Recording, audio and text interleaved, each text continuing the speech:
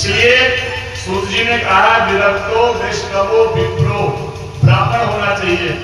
और ब्राह्मण कैसा? तंबाकू खाने वाला ब्राह्मण नहीं।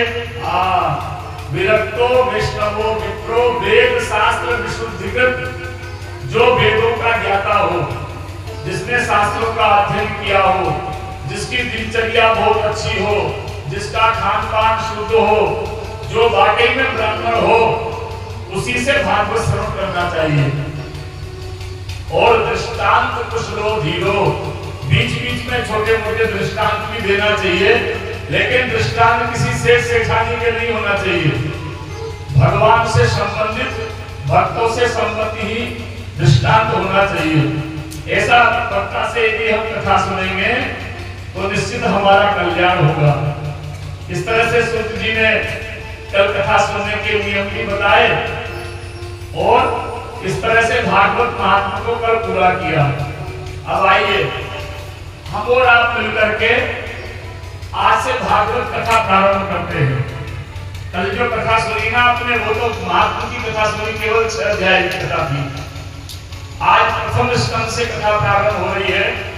तो इसमें सबसे पहले श्री सूत जी महाराज, व्यास जी महाराज बहुत सुंदर मंगलाचरण करते हैं। अच्छा एक बात बताएं आपसे, कोई भी व्यक्ति छोटी मोटी किताब लिखता है तब भी किसी न किसी देवता की पहले स्तुति लिखता है। कोई गणेश जी की लिखता है, कोई दुर्गा जी की लिखता है, कोई अपने गुरु महाराज की लिखता है, जिसकी जिसमें श्रद्धा उसकी लिखता है।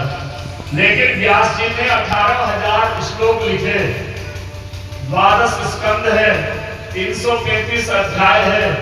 इतना बड़ा ग्रंथ लिखने पर भी किसी देवी देवताओं की स्तुति नहीं है। किसकी स्तुति लिखी आप सुनिए। जन्मा यस्य यतोन्वय, भगवान कहते सब कुछ करो, लेकिन सब कुछ को करते करते मुझको मत भूलो। एक घड़ी आधी घड़ी, आधी में बुनियाद, तुलसी संगति साधु की, हरे कोटि अपराध। भगवान ये कवि जी कहते हैं कि तुम सुबह से शाम तक केवल माला लेकर के बैठे रहो। नहीं, एक घड़ी, ज्यादा समय नहीं है तो भैया 24 घंटे में 1 घंटा तो कम से कम भजन करो। अरे महाराज समय नहीं मिलता, क्या करें, ये करना है, वो करना है। चलो कोई बात नहीं, 1 घंटा निकले तो आधा 1 घंटा करो। महाराज जी आधा घंटे का भी समय नहीं है। अरे तो आधी में बुनियाद, कम से कम भले आदमी रोज स्नान तो करते हो, स्नान करके 1 लोटा जल भर करके भगवान सूर्य नारायण को जल चढ़ा दो, वहीं से हाथ जोड़ करके प्रणाम कर लो। इतने में ही भगवान प्रसन्न हो जाते हैं। एक घड़ी आधी घड़ी, आधी में बुनियाद, और तुलसी संगति साधु की, हरे कोटि अपराध। देखो भजन करना है 1 मिनट और उसका परिणाम है हरे कोटि अपराध। 1 मिनट का भजन करने से व्यक्ति के करोड़ों अपराध शांत हो जाते हैं, भगवान उनको क्षमा कर देते हैं। तो सुनो भैया, व्यक्ति का सर्वोपरि धर्म है भगवान की कथा को सुनना, भगवान की आराधना करना।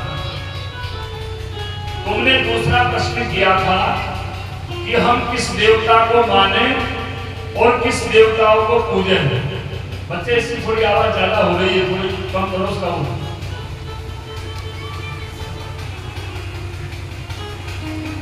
तो देखो, जब तक जीवन में किसी को एक को इष्ट नहीं बनाओगे तब तक काम चलने वाला नहीं है। वो समझने की बात है।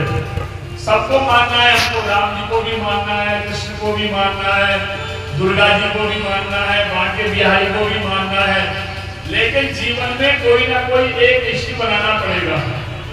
जब तक कोई एक इष्ट नहीं बनाओगे तब तक अपनी समस्या आप कहोगे किससे? एक है साधे सब साधे, सब साधे सब, और एक तोता दे दिया एक कसाई को। राजा ने कहा सुनो, दोनों को बहुत अच्छी बातें सिखाना। बोले ठीक है महाराज। अब जो तोता संत के यहाँ गया अब संतों के यहाँ तो 4 बजे से ही घंटा बजता है, घड़ियाल बजती है, सीताराम राधे श्याम, आइए बैठिए, स्वागत है, सम्मान है। तोता ने वो सीख लिया।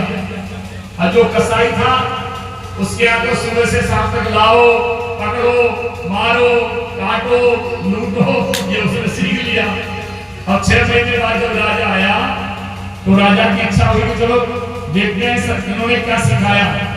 तो जैसे ही राजा कसाई के यहाँ गया तो तोता गेट पर टका हुआ था ऐसे। जैसे ही तोता ने राजा को देखा तो बोला पकड़ो, चोर है, ये है, वो है, मारो, हटोटो। राजा को बहुत बुरा लगा, क्या सिखा दिया इसको।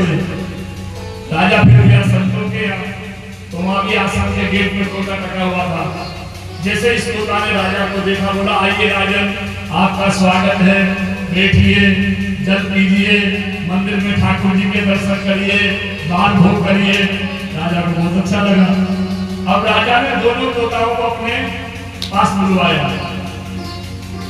और अपने सेवक से आदेश कर दिया कि ये जो कसाई का तोता है इसको तुरंत मृत्यु दंड दिया जाए। अब राजा की आज्ञा, सेवक तलवार लेकर के आया। जैसे ही उस तोता को मारने के लिए दौड़ा तो सुनो आप, जो संत का तोता वो क्या बोला राजा से, बोले राजन आप इसको मार दीजिए, हमारी मना नहीं है, लेकिन पहले हमारी एक बात सुन लो। बोले सुनाओ। बोले गवेषणानां ससुरोति वाक्यम अहम हि राजन वचनं मुनीनां न चास्य दोषो न च गुणो वा संसर्गजातो गुणा भवन्ति। राजन इसमें इसका कोई दोष नहीं है, वो हमारा कोई गुण नहीं है। इसने कसाई का संग किया इसलिए मारना काटना सीख लिया, मैंने संत का संग किया इसलिए अच्छी बातें सुन ली।